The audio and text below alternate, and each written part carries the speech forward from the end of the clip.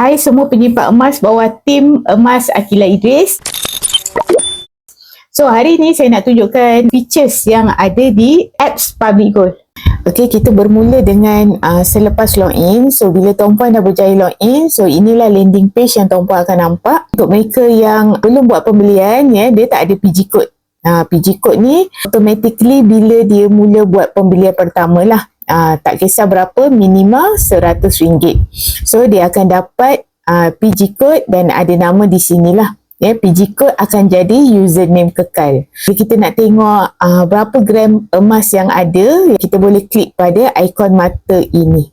So saya baki semasa yang ada dalam akaun emas gap saya adalah 10.4867 gram. So dia kepada 4 titik perpuluhan lah. So ini akaun emas, dan kalau kita nak tukar daripada akaun emas ni kepada akaun perak pun boleh. Kita klik pada arrow atas ni. Okey, so ini adalah baki gram perak ataupun silver yang saya simpan. So di Public Gold ada dua logam yang kita boleh simpan. Kita boleh simpan emas dan kita boleh simpan juga silver. Okey, dua-dua sangat bernilai untuk kita simpan. So emas kita boleh beli dari RM100. Begitu juga dengan silver. Harganya, contoh macam emas, harganya ada tertera di sinilah.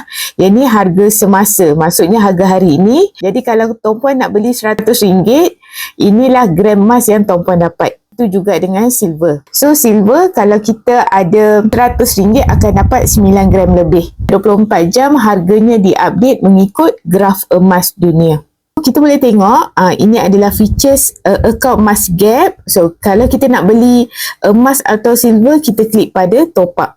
Sini pun ada dipaparkan harga emas gap gold accumulation program, atau kita nak beli silver accumulation program. So ni harga emas, ni harga silver. Harga silver ni lebih murah lah daripada emas. Itu kaedah nak beli. Apa features ada pada sell? Dekat sell ni maksudnya kita jual gram emas kita. Boleh jual minimal 1 gram. Contoh kita ada 10 gram, bukan duit sebanyak 1,000. Kita boleh masuk kat sini 1,000. Kalau ikut harga jual hari ini, kita perlu jual 1.7422 gram. Atau kita juga boleh jual mengikut gram lah. Contoh kita nak jual 3 gram. Kita dapat RM1,722. Itu jual. Withdraw ni ramai juga yang keliru.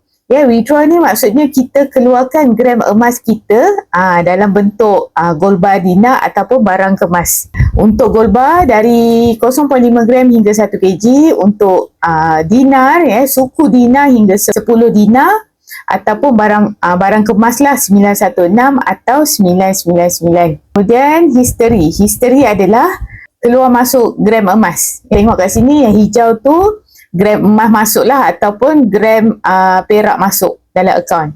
Kalau yang merah ni keluarkan gram emas daripada akaun. Sama ada dia jual, dia sell, ataupun dia withdraw, ataupun dia rahnu. Rahnu tu gadai. Nanti kita tengok rahnu.